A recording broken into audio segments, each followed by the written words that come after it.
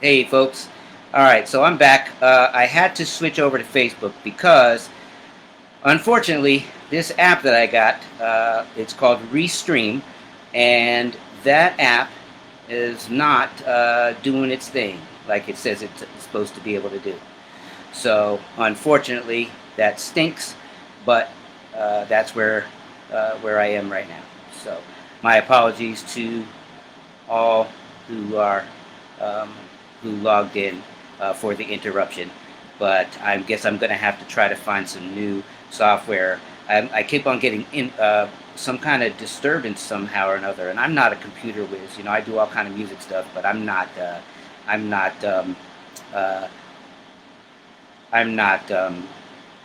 Like a computer wizard or anything like that. So I kind of have to, play around with it, just as probably many of you do. Um, but anyways, so um, so I was speaking about Herman Cain, uh, who ran for president, and I'm sorry that I said senator earlier, uh, but I'll just call him Herman Cain. And so he died from the coronavirus, and all of the conspiracy theory people who are saying that it was cancer, it is not. And if you need any proof, the best proof is what I'm about to give you. He wrote his own book. It is called This is Herman Cain, Road to the White House. This is his book that he wrote by him, biography, his life, his battle with cancer, his road to trying to run for the presidency, and he speaks himself about how he overcame that battle with cancer. So you don't have to trust me. You don't have to trust anybody else online. You don't have to trust anybody's articles or news stations or anything. You can just go to Amazon or whoever you use for books. And I believe they also have an audio version. Not positive about that, but the book is available.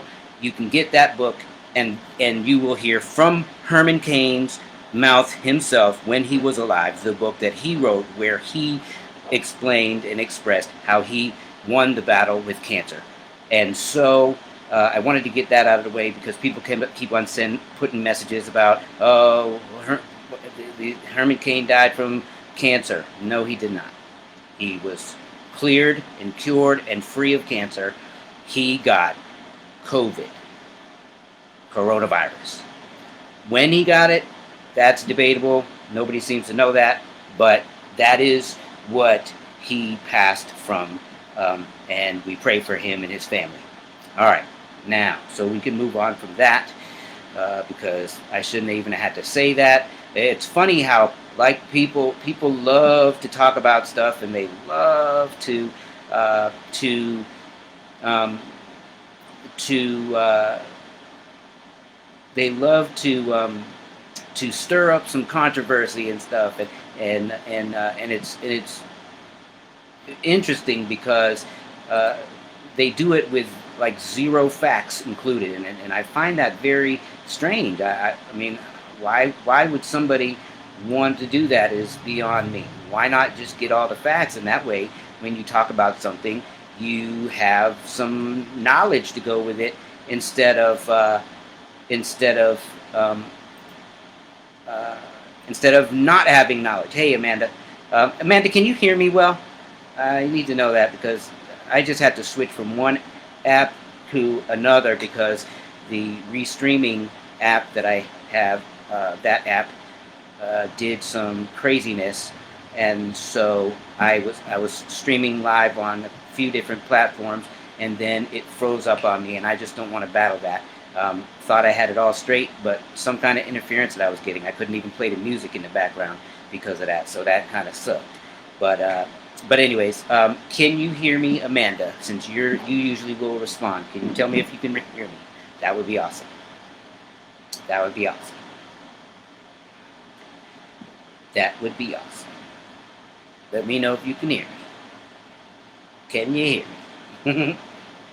I feel like I did that thing. I don't know why I said it. You can hear me. It was just hard to Oh, I don't know why some people have problems getting on, but that's the wonderful thing about technology is that after we're done here, I put it everywhere. So you can come back and see it later, or you can join in when you can, and all that good stuff. So that's kind of awesome. Um, but anyways, so finished with the Herman Cain stuff, and I wanted to get that out of the way just in case anybody missed it. Herman Cain died of COVID. He did not die. Hi, Sherry.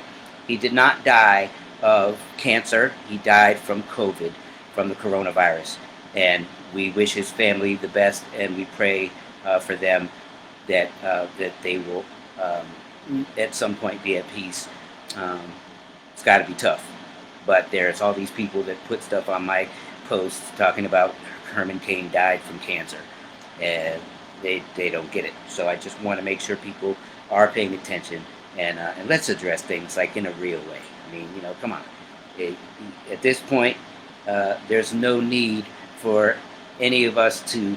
I mean, there's so much access to things nowadays that you can get to the bottom of stuff before you start talking about it. You know what I mean? You can cross-reference here, there, and everywhere else before you just start spitting out stuff, and then it becomes makes everything convoluted, and it sucks because it's really important that that everybody gets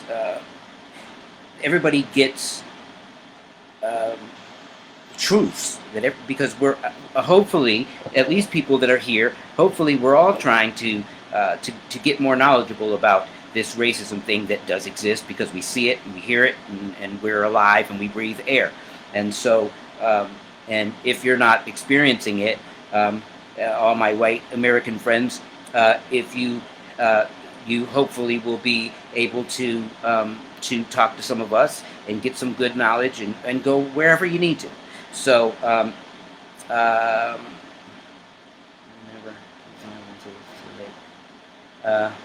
okay, I see that. I'm not sure exactly what you're referring to, Amanda, but let me know. I'm sure you'll type some more for me. That would be awesome. I wanted to give you guys some stats before I move on, because today one of the biggest things that I want to talk about, and because we are getting ready to vote, and I keep on putting up some countdown clocks about the vote and stuff, and that's kind of cool to do. But I wanted to make sure that I give you guys some statistics that are very important, because I always talk about the systemic racism in America, and so I want to give you just some stats that are easy to find. You can go to any government website, and you can find these things exist. These statistics are able to be discovered on any government website, not left or right, government period. So that means it's a compilation of knowledge from history till now, and they have to update it periodically, Library of Congress and so on, and they have to keep on updating things and so on and so forth, and here we go. So I wanted to give you guys some stats, because I keep on telling you that there's so many different parts of society, and I call them all systems, because that's what they are. Rather it's manufacturing, rather it's political, rather it's judicial, rather it's prison, rather it's prison reform, rather it's education, rather it's hospitals, health. It's all dominated predominantly by white folks, and we have very little seats at the table. Again, not because we're not worthy, not because we don't have the skills, the necessary skills, but we don't have access as easily as white America does. And it was built that way since when we weren't even considered human beings. So, here are some current statistics. The 10 richest Americans in America are 100% white people. U.S. Congress, 90% white. That means both Republican and Democrat, 90% white. U.S. governors, 96% white. Top military advisors, 100% white. President and vice president, well, we already know that. U.S. House Freedom Caucus, 99% white. People who decide which TV shows we see, 93% white. People who decide which books we read, 90% white. People who decide which news is covered, 85% white. People who decide which music is produced. Let me say that again. People who decide which music is produced. In other words, being accessed and so on. Whether it's black, white, Hispanic music, doesn't matter what kind of music it is, where it comes from, it is 95% white. People who directed the top 10 grossing films, 95% white. Teachers in schools, teachers, 82% white. Full-time college professors, 84% white. Owners of professional football teams, 97% white. And the inequality goes further when you with the other sports teams. It gets even worse. So, and I wanted to say that because this is what we're up against on a daily basis. When everybody else gets up in the morning and their parents tell you, "Hey, have a nice day at school, kids." Well, that's not the black experience. We have to get ready to deal with society and have a hopefully good day, productive at school. If we get taught the right things. We all of us know already that so much of black history, black entrepreneurship, black creativity, where inventions and so on, were not taught in our schools, in American schools. There's a bill that we're fighting for now to get. I want to say the 1916.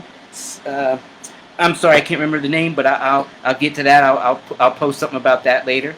But there and so we're trying to get some corrections on the beginning of slavery, because it's not as it was said. The foundational system of slavery was way before instituted, way before it's documented as far as learning. So, who discovered America? I mean, there's so many things that have been, we've been taught / brainwashed, however it's comfortable for you to look at, I guess. But so many things that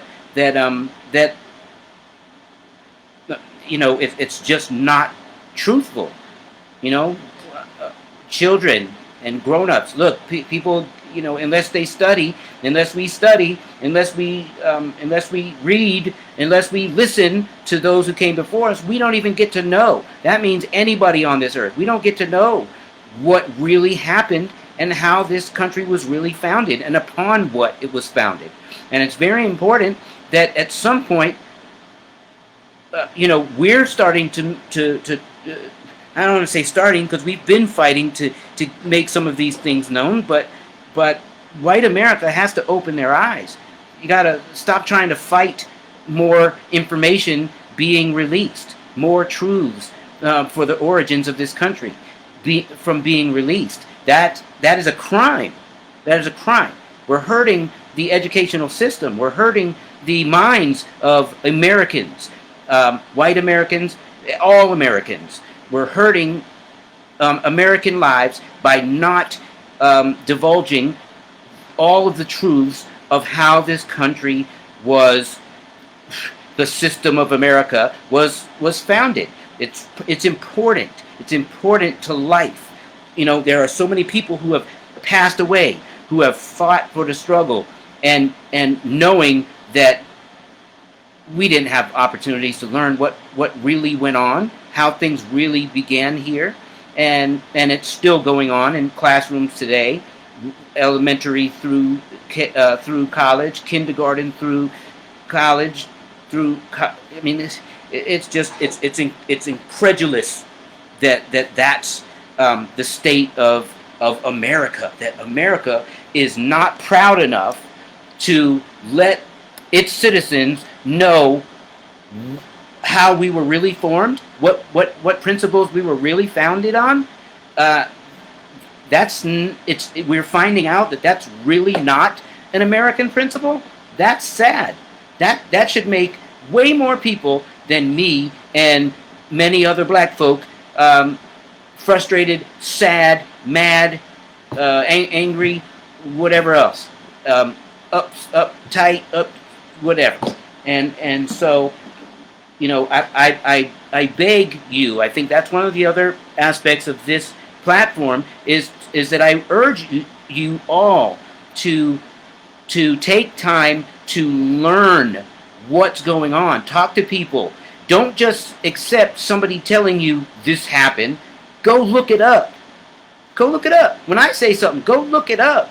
It's important for that. But we can't let somebody else be our voice. We can't let somebody else's opinions be our thoughts and what we act upon if we haven't discovered it for ourselves. We can't let somebody else's decision to be a certain way become our decision to be a certain way.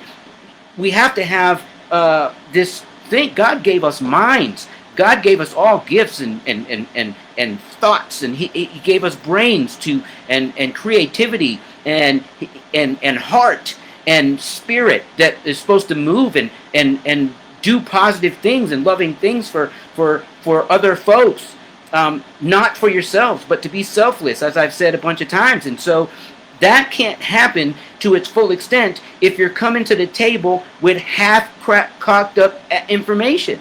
It's impossible. You can't know half things about heart surgery and then go in and perform a heart surgery. Well, how do you think you can live your life and confident on who you are, what you believe in, without knowing about the things that you believe in and what you're thinking? It can't just be about experience. Experience is one great portion, but it has to also combine with knowledge. It has to, and then from there, those two things, then we obtain wisdom eventually, and it's not going to happen without any of those ingredients. If you don't experience stuff, then you're missing out. If you don't have knowledge of stuff, then you're missing out. And if you don't have the ears and the heart and the eyes to learn, to open your eyes, have the will to open your eyes and acknowledge what is really going on right in front of your face. Until you do that, it's going to be impossible for you to be part of the solution. So, dear friends, black, white, Hispanic, Asian American, whatever, people, America, you got to do that. You got to become knowledgeable so that when you speak on it, it's truth, no doubt. Now, but again, because this conversation is more towards white America, because I really need you, my daughter needs you, all of our children need you, we all need you to come to the table with us. So you have a really big job ahead of you, because in order for you to represent us, you got to learn all the things that we've experienced, all the things that you didn't learn before, that we were hearing from family, friends, and other people that we're surrounded by, other people that we looked up to. And so you guys got to go learn that stuff too. Big job. You have no time to waste. So, there probably shouldn't be a lot of free time, I would think. During this pandemic, when a lot of people aren't working, you got a lot of homework to do. There's a lot of stuff. I mean, I'm doing it every day. So many more millions of people are doing it every day. Let's get that knowledge going. Let's get the Black American experience knowledge happening. Let's get the truth on racism happening, so that you can you can walk with your head held high when you go out, as I challenge you to talk to other white folks and get them folks to the table too, to understanding and on the road to learning and helping fight this disease that we have in America called racism. Okay? Alright, truth. So, after that, I'm going to move on. Oh, wait. I'm sorry. Let me update. Okay, so, blah, blah, blah, blah, blah, blah. Amanda, Ira Rhodes, our friend from Charleston, died from COVID. He was tested, came back positive, but never had any symptoms until 3 days before he died. Yeah, that's sad. That's definitely prayers up. And that's happening all over the place, you know. My point in talking about that earlier was, though, a specific conversation about Herman Cain, because people have been spreading these conspiracy theories that Herman Cain did not die from the coronavirus. That they are saying that he died from cancer. That is totally and 100% provably untrue. Herman Cain wrote in his own book, which is called, or titled as they say, which is titled, "This is Herman Cain, A Road to the White House." This was a biography that he released, that he wrote about his life, and he has a whole section dealing with his battle with cancer, and how after so many procedures and surgeries and whatever else that he had to go through, then he overcame and defeated cancer. He was cancer free, and you can read that in his book. So you don't have to trust me. You don't have to trust any websites. It's in his book. Again, the name of the book is "This is Herman Cain, A Road to the White House." It's his whole story from leading up to when he was trying to make a run for president. And in that, there is a big section about overcoming the battle with cancer. So that's what I was speaking of with that. Let's see. You also commented it's called free will. Unfortunately, people confuse this, and then they become sheep and followers. That's true. That is absolutely correct. So, you already got mad high fives. So anybody else who's here and who comes along, because I see it keep on going 2, 3, 4, 12, 2, 12, 2, 14, 2, whatever. And then by the time I'm finished, and then I look back when I'm trying to transfer files and whatever else, and it ends up being like 189 people have been watching, and I didn't get to see any of you. So can you please, when you come on, please, if you're looking at this later, the next time you come on, please do me a favor and let me know that you're there. Say hi. Say whatever. If you don't agree with me, tell me to screw off, but at least let me know that you're there telling me to screw off, whatever it is. I hope that that's not the case, but just let me know that you're there. I love you all, and we gotta fight together. We gotta work together. We gotta learn together, and then take this stuff, turn it into action. Food for action. Gotta do it so that we can help the fight against racism in America. White America. We got to get you. We got to get you. We got to get you on our side. We have to get you on the right side. We got to get you on the side of humanity, the side of goodness, the side of positivity, the side of loving black people. All right. Now, let's see. Yeah, Amanda, I figured that. No big worries. Say hi to your son and your husband. Let's see. Also, so I wanted to do this today, and I got a little sidetracked here. So I wanted to talk about the prison system, since we do have this vote coming up next, and a lot of who sits in these high offices of government has a lot to do with who's voting on prison reform and so on. It all is a kind of trickle down scenario. There's obviously local politics. But there's also local government, but there's also state, federal government, and so we have to be able to understand what's happening. The reason that I want to talk about the prison system is because there is a big racial disproportionate thing happening based on race. Black and brown people are suffering from incarceration in way bigger numbers per population way um, um, imbalanced in the types of punishments that are given out uh, per the crime. So there's a lot going on, and so I wanted to take some time to explain to folks who think that that's just a myth. I want to explain to you, and I'm going to give you, again, as I do always, I'm going to give you several sites that are not left-leaning, that are not right-leaning, that are just sites that are neutral. Some are you can find that are government sites, and some that are just neutral articles, like for Time magazine and so on. Just articles that were written describing the prison system. And so, but I really think that it's important that everybody understands how unfairly and unjust the prison system can be. It is also known as a prison farming system, or there actually is a private prison system or private prison industry. So basically what's happening is that, and I'm going to read some things to you, but basically the overview is that what's happening is that there are unfair incarcerations, unfair sentencing, and unfairly disproportionate racial incarcerations, or incarcerations based on race, because they have to meet certain quotas in this private prison system, but also in the federal and state and local prison systems, in order to get budget money to keep their facilities running. So this has been instituted since way back in the day. So now I'm going to go to my handy dandy phone, which I love.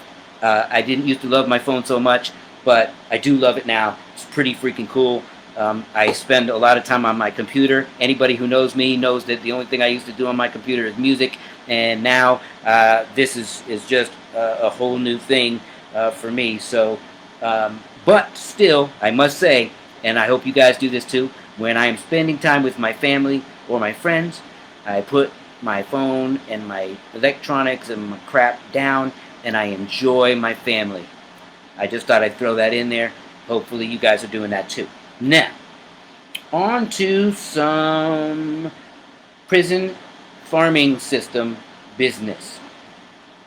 So as I said, the disproportionate numbers are through the freaking roof of how this happens in America. And what happens is, for the most part, is a lot of times this stuff just gets swept under the rug. You don't hear about it all the time. Unless you are doing the research, you're not, or unless you actually are listening to some black folks speak about it, you're not going to hear about it for the most part. You don't learn. I know you don't learn about it in school. I didn't. My daughter didn't, and I know my nieces and nephews aren't. So, and they're still kids. So I can only come to the understanding that maybe there might be some school that might be saying something about it, but probably not. And so.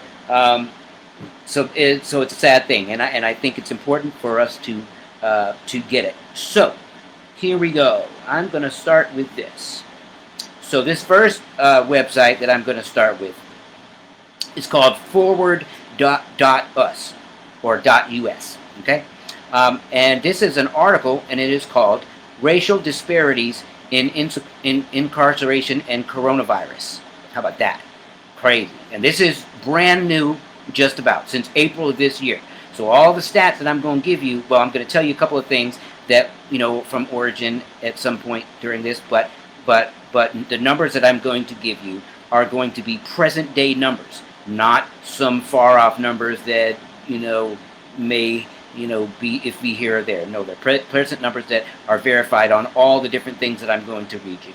Okay, so first, what we know is that in the U.S.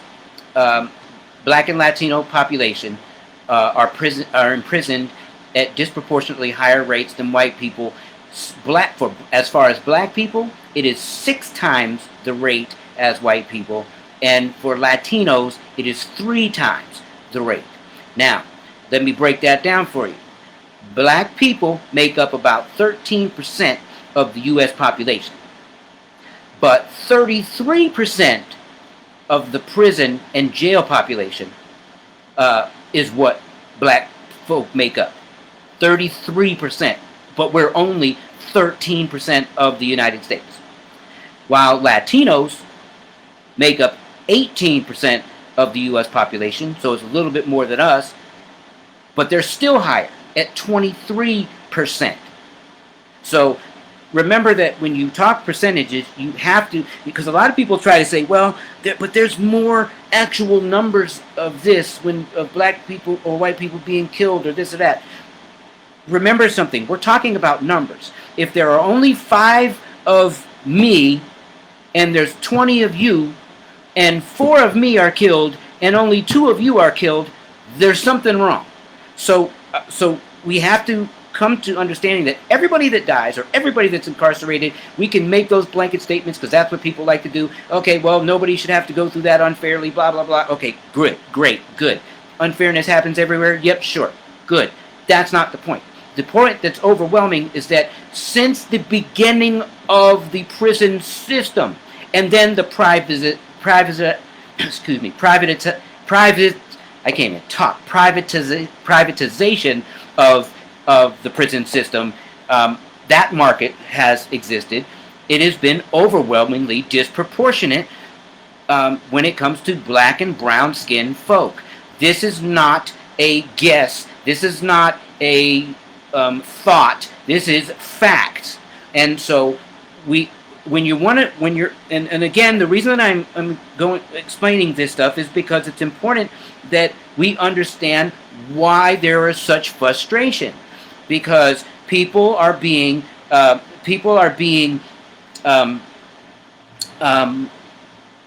incarcerated for the same crimes. May it be a non-violent crime, and the white person will get one sentence, and then most of the time the black person or the brown person will get a much more significant sentence. Now I'm going to get to all that with numbers so that you're not knowing that it's not just coming from my mouth.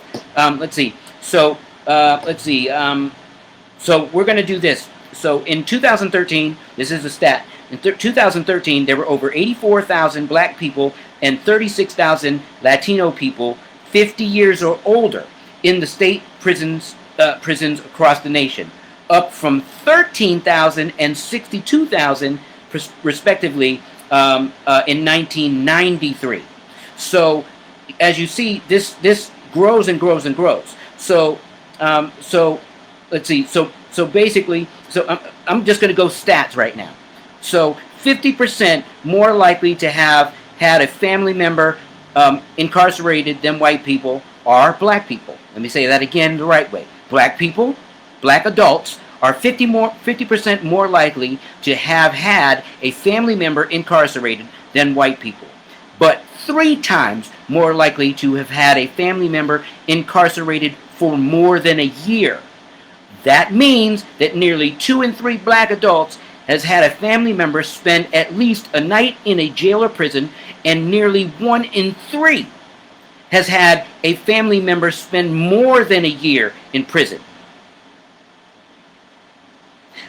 I mean, and the stats are similar, a little lower when it comes to Native Americans and Latinos, but these are real things that you can find. Let me give you some of the sources. So you can go to the Sentencing Project, which trends in U.S. corrections, Washington D.C. 2017 is some of the information used to compile so that they could judge the percentages from one time to another to show growth. Let's see, Cynthia E. Jones, Give Us Free. That is addressing racial disparities in bail determination, which is another problem, because a lot of times what happens is that in poor neighborhoods, impoverished neighborhoods, the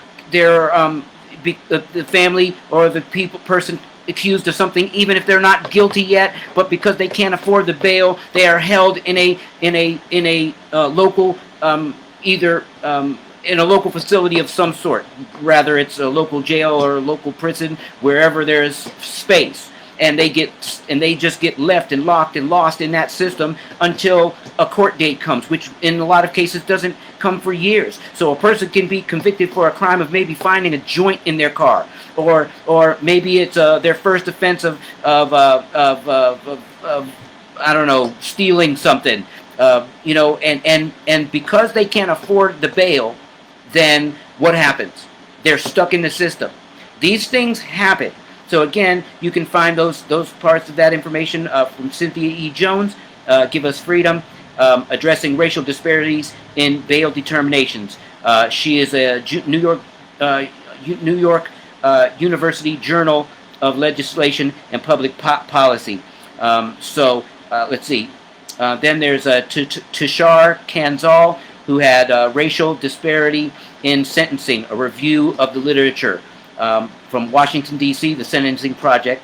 Let's see. Criminalizing race, racial disparities in plea bargaining, Boston College Law Review 59 in 2018.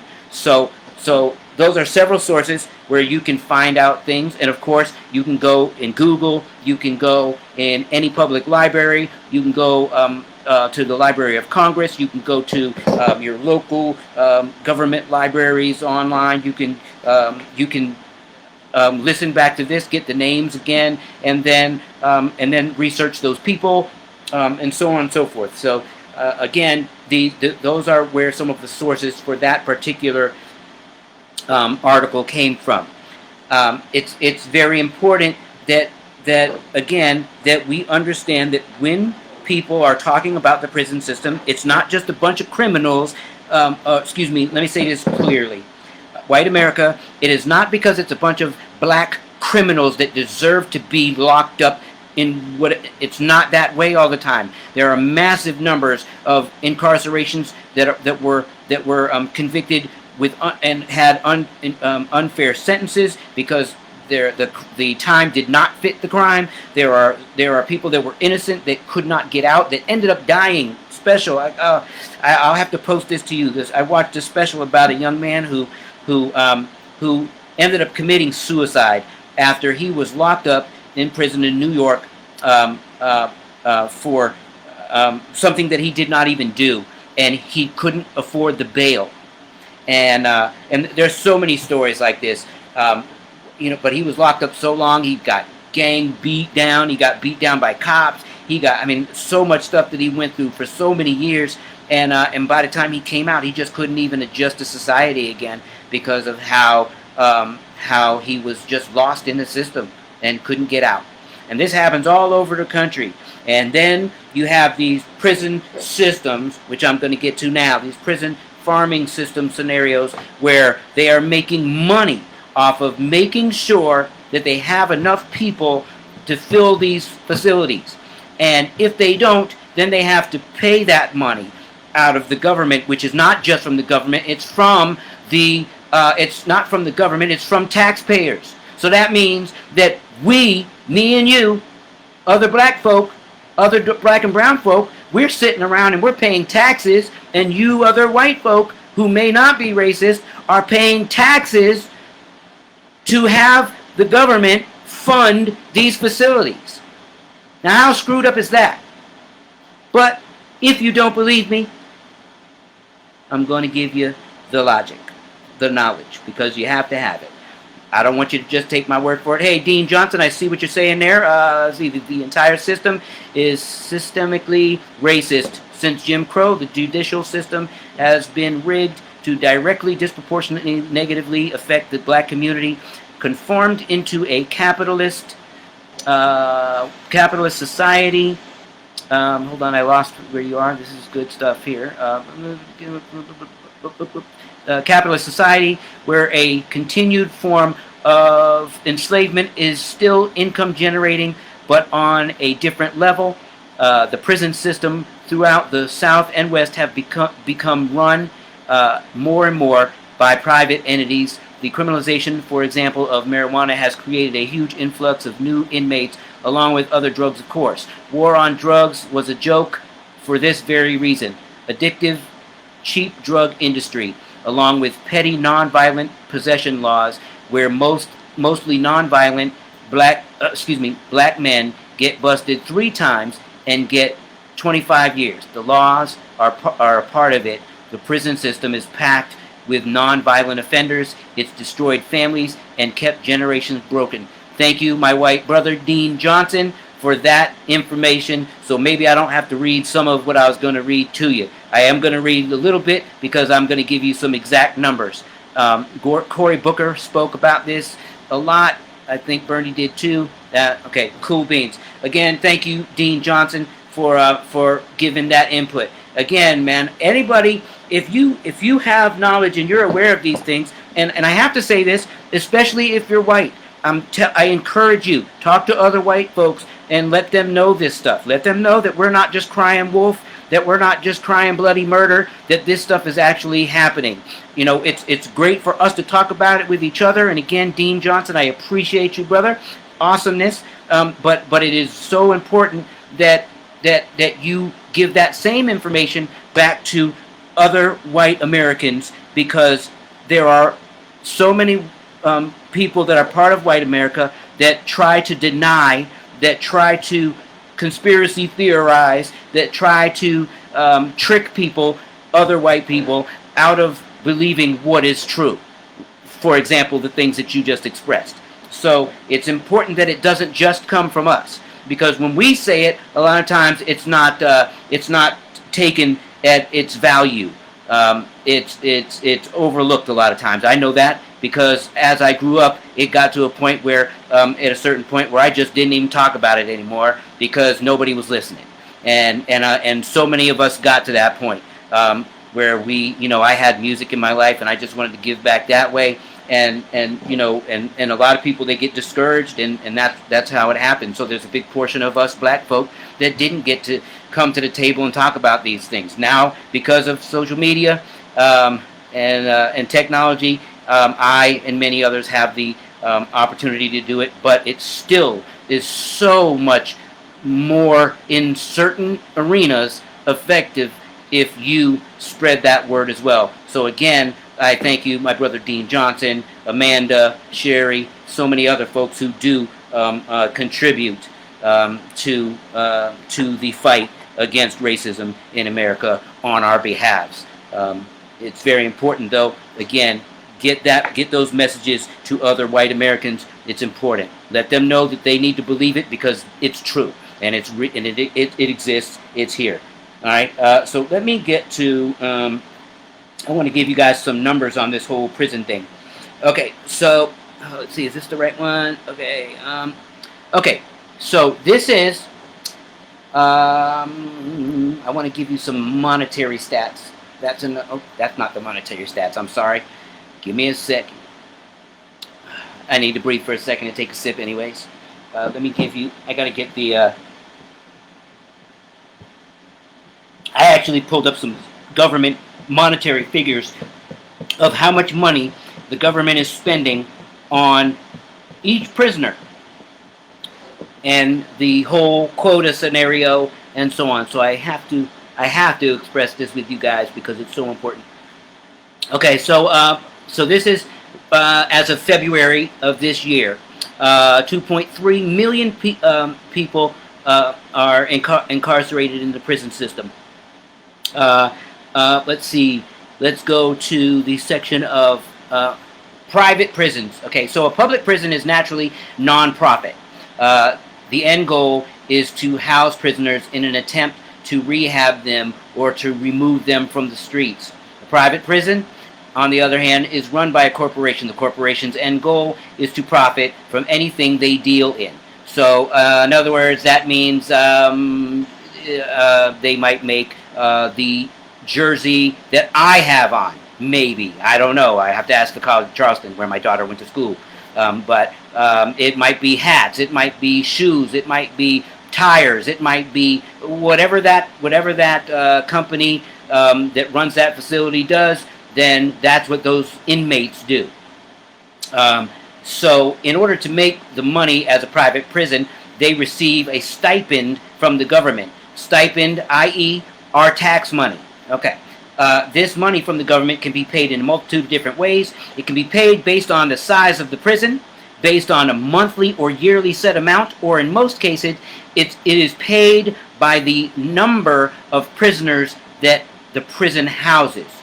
So, anecdotally, if you gave, if it cost $100 a day to house a prisoner at full capacity, and the prison holds 1,000 inmates, then private prison can offer their services to the government.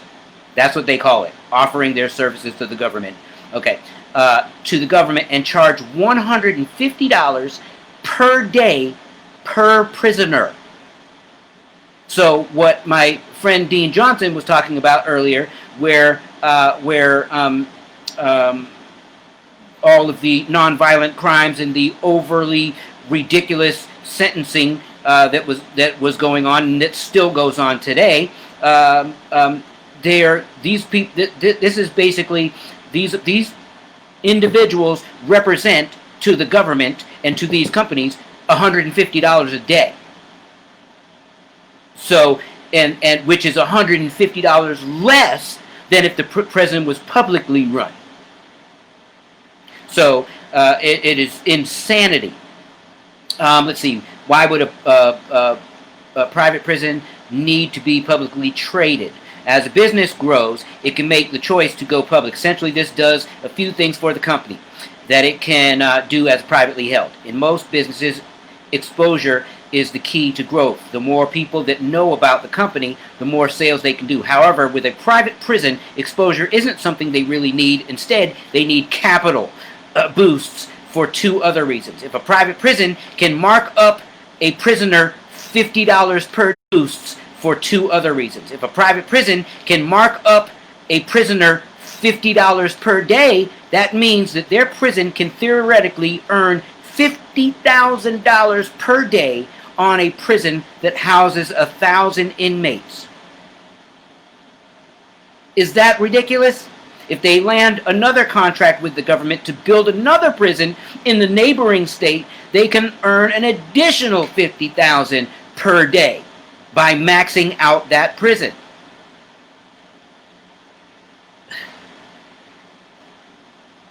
If the cost of the government $200 per day to house a prisoner, and a private company comes along and says they can do it for $150 a day, then why not save the government money while allowing the corporation to profit?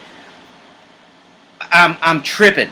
I mean, this is obviously, this is not a left-wing site, because they're spelling this out in no pretty terms for anybody. The goal of the prison system is to rehabilitate prisoners, supposedly. Since prison has over 77% recidivism rate for violent crimes, then those goals have been doubted. That means because there's returning of prisoners after committing things, and so it's like, again, farming. For the rate for violent crimes, those goals have been doubted. Besides that point, if prison was 100% effective, the private prisons would be working themselves out of business. So basically, the goal is to keep on shuffling folk in and shuffling folk out, but not all the folk out, just some of the folk out, to get some new folk in, and then so on, and then they can show that they're doing a good job, and then they can offer their business, offer their services to provide another prison at a neighboring state. So suppose a prison cuts out the cleaning services, and and the cost per prisoner drops $90 to $90 per day. They instantly each earn an additional $10 per day, a number that can quickly, if there are 1,000 prisoners in the facility, and this is only going by the number of 1,000. There are prisons that hold way more than that. Cutting cleaning makes the company more money, but provides unhealthy and inhumane living conditions for the inmates. So they're not worried about the well-being of the prisoner, no matter if they were a violent offender or not, no matter if they deserved the sentencing or not. None of that. It's just a business. It's a business of making money. Again, just like slavery, people are not people. They're slaves. They're a product, and that's being sold and bought by the government, with our taxpayers' money. So let's see. I wanted to give you the big billions dollar number, but I want to move forward. But I mean, you can look this stuff up yourself. And again, government websites, doesn't matter if you're a Democrat or Republican, have this information readily available. Government libraries have city, county, state, public libraries have this stuff available. You can Google it. There's no excuse to not know this stuff. There's no excuse to say to somebody like me that this stuff doesn't exist, that this stuff is not happening.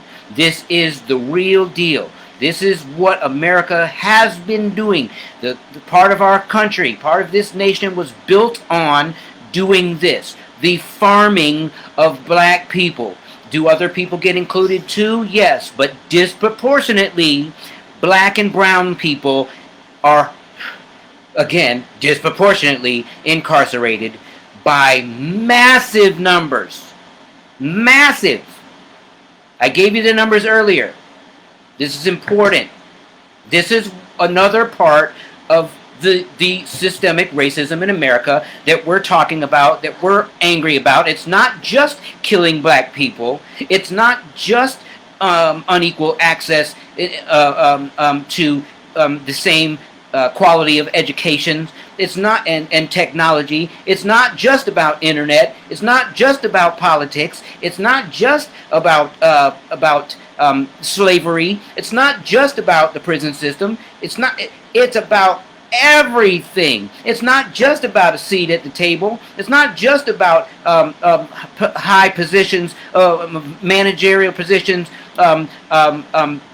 board of directors positions, CEOs, CFOs. It's not just that.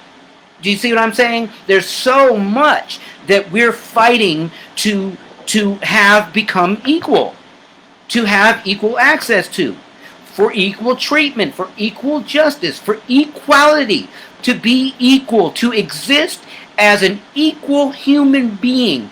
Per God, He made us that. Somehow or another, white America has decided that they're not going to let us become that. We're here to tell you different. And there's a new crop of white folks that coming up. I love you so much. And some old school folk like Dean Johnson and others that are definitely doing their part to help the fight. But there are so many more folks that need to hear this. There are so many more white American folks that need their eyes opened and their minds opened and their spirits opened and their hearts opened, and they need some change in their lives so that they can help us achieve change too. There is no color of person that is better than any color of person. Or some might say, you know, because we have so many shades, maybe we are kind of a little bit more pretty. I'm just saying, but all real talk, you know, it's important that that we understand that God made us all, and so now it is time for white America to allow. Wait, that was stupid. I slapped myself for that. Not allow themselves to be loosed or loosened, or I don't know the proper way to say that, of the evil thoughts of racism, so that we can then be what we're supposed to be, sit where we're supposed to sit, manage what we're supposed to manage, lead what we're supposed to lead. I hope you can feel me. This is what we're talking about here. I love you guys. I hope that some of this information has been helpful. Again, let me reiterate for all the people who are doing the conspiracy theory about Herman Cain, saying that Herman Cain died of died of cancer because he had at one point stage 4 cancer. Let me be clear. You can read Herman Cain's biography book he wrote, autobiography. This is Herman Cain, Road to the White House. It is available on all platforms. I'm like doing business for them. Look, maybe people will buy that book and it will help the family that's grieving right now. But let me tell you, Herman Cain from himself expressed the fact that he had already defeated, won his battle, praise God, with cancer. He did not die from cancer. He died from the coronavirus. Just wanted to say that one more time before I go. Also, before I go, I need to give a shout out to a bunch of people. So, as you guys might have noticed, if you guys get to check out my Instagram, I know I kind of post everything everywhere at this point, so there's not a lot of difference. There's some differences, but not a lot. But on my Instagram, God has been just moving. And I think I told you guys as of last week, or I think it was as of Wednesday, I was close to like 2,000 like total numbers of watches and people engaging me, friending, and joining my page and joining my Instagram following, so on. And at this point, the combination of all those numbers, and I'm sorry I have to do it that way, but it's good to do. At this point, I'm close to 3,500 of total engagement on all of my platforms so far, which is freaking awesome, I think. So I praise God for that. I thank God for allowing me to do that and to come into everybody's homes and lives, and hopefully this is doing some good. This is opening some eyes, and hopefully it will create some change in people's hearts, minds, actions, and so on. Food for action. But also, let me give a great shout out to the best president in the world, President Barack Obama. Yesterday was his birthday, and I wanted to come on and say something then, just do like a little special shout out, but I thought it would be more impactful this way, and maybe eventually they'll tune in and see that. President Barack Obama, love you, man. You were the best. Trust me, you got us out of a crazy economical scenario, and Trump and them got to take advantage of that, and so you did so much for us, man. And the face of Black America is awesome, and honor to have you as our president. All right. Also, if you're part of my Instagram family, which I hope all of you guys will eventually be. On my Instagram, I have been blown away with the amount of awesome reception. Literally, I've only had one negative mention on Instagram. I've had my Instagram open for I think now about a week and a month and a couple of weeks, and in that time, I have already almost 300 followers, and as far as views and such, just on Instagram alone, the numbers are ridiculous. It's amazing, and I feel so blessed to be able to be touching folk this way. So I also have a bunch of shout outs that I want to give to some people, notable folks in the Black community, and a couple of my white brothers and sisters that have joined me on Facebook and are following me. A couple of people that just blow my mind. For example, DJ Eddie F. He is one of the most acclaimed, world-renowned DJ producers, music moguls. Just a trailblazer. DJ Eddie F. Is following me on and sending me funny messages on Instagram right now. Ridiculous. Those of you in the Cleveland area, DJ Chris Styles, another phenomenal, ridiculous, trailblazing DJ, TV personality, radio personality, music director of WOVU radio in Cleveland, does a nightly show at 8 p.m. I believe it is, and he's giving me shout outs on his show. Much props to you, my brother. Thank you so much. and I'm expecting to chop it up with him again soon, and maybe even have him on the show. What? Also, Donnell Jones, like one of the original R&B hip hop singers. Yo, about to make a movie about his life. Just ridiculous. R&B, just ridiculous, man. My brother actually worked with him too. But Donald Jones, man, is following me on Instagram. A nasty freaking producer. Hot Beats from my area. A White Beats following me. Exotic Black following me. Dope as hell.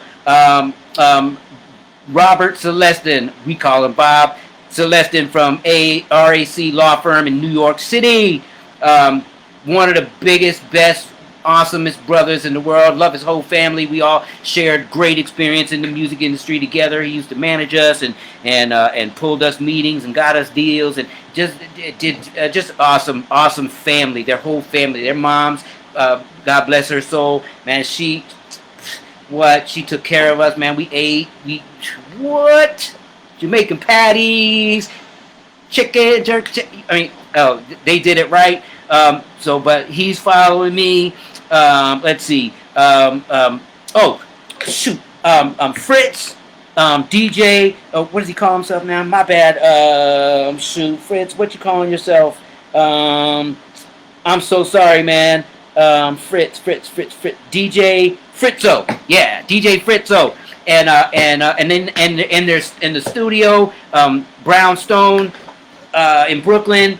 And so their whole family, they're just dope. They're all just so talented and everything. Let's see. My boy Sammy Tunes, he's like a graphic artist dude. Much shout outs. Begin Ricky Mob Diaz, Chief of Police. He's a rapper. He's dope, man. He's not actually the Chief of Police, but he calls himself Chief of Police, and he's dope. Classical, one of my white brothers in the world, Stas Chernishev. I hope I'm saying that right, my man. He plays clarinet, man. It was my first instrument. I hope that don't blow anybody's vision of me, but a lot of you who know me already knew that. But Stas Chernishev, you should check him out on Instagram. He is just a remarkable talent, man. This guy is ridiculous. He even has this tutorials things, making his own reeds for the clarinet and so on. But he's just a phenomenal artist and awesome. Henrique Rezende.